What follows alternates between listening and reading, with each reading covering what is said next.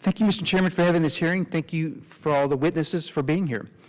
Ms. Bradley, would you make any changes to existing civil service laws to make it easier to discipline employees so that managers aren't trapped in a system where at least it appears to us on the outside that settlement agreements are used because there's no other avenue to hold someone accountable?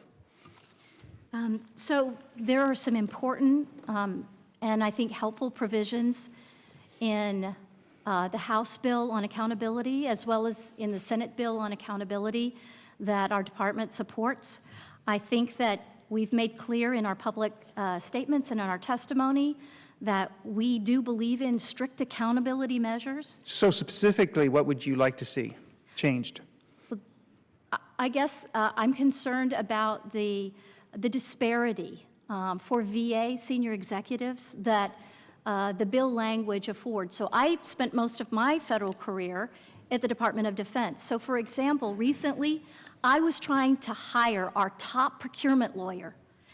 And so where did I want to go? I wanted to go to DOD and recruit there because that's where they do the most contracting work. So I wanted to go back to the Department of the Navy where I had worked, or I wanted to go to the Defense Logistics Agency. Okay, hurry up, be specific. My time's running out. So specifically, when I reached out to people and said, I want you to come to VA, I need your help, they said, yeah, but you treat senior executives differently at VA. And so why would I leave my department? So that's what I'm concerned No, with. you're talking about the status quo. You're not, you're saying saying the status quo is broken. And I'm saying what changes would, okay, I'm not going to get a good answer from you on that, so let's move on to something else. Is it discretionary with the VA in a settlement agreement to remove derogatory information from an employee's permanent record, or not to allow it to go into the record in the first place? Well, that is the purpose of a clean record. You enter into an agreement as to exactly what will be reflected in the SFP. So it's a negotiating tool. It is a negotiating tool, which is why we haven't completely outlawed it. We frown on it, but there are some instances where we want the ability to be able to do that, to settle the case. We on the committee here, I think everyone here wants, number one, the taxpayer to be protected, the dollars to be spent for the veterans' needs, and for justice to be done. Innocent people not to be punished, or guilty people to be held accountable. And if the withholding of derogatory information from someone's record is a negotiating tool, it seems to me that that's liable for abuse. Have you ever seen cases where something should have been in someone's record that got removed that you think the next employee should have known about, especially if it was a federal employer?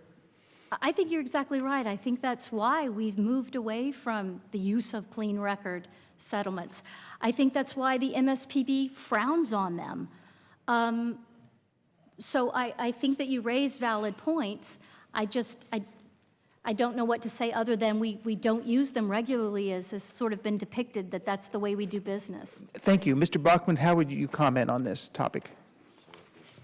I would note that the ability to give an employee a clean record through settlement negotiations, when we're talking about a whistleblower who's come forward, and part of the retaliation they believe they've suffered is derogatory information in their personnel file, that is a negotiating tool that we at OSC do like to have on the table for the parties, because it is important that it not follow them for the rest of their career just because they had a retaliatory supervisor who placed it in their folder. So I would just want to make sure that that ability is taken into account from OSC's perspective as well, that this clean record provision in settlement agreements often does help the whistleblower themselves. Would you recommend any changes in the regulations or laws to make sure that that's not abused?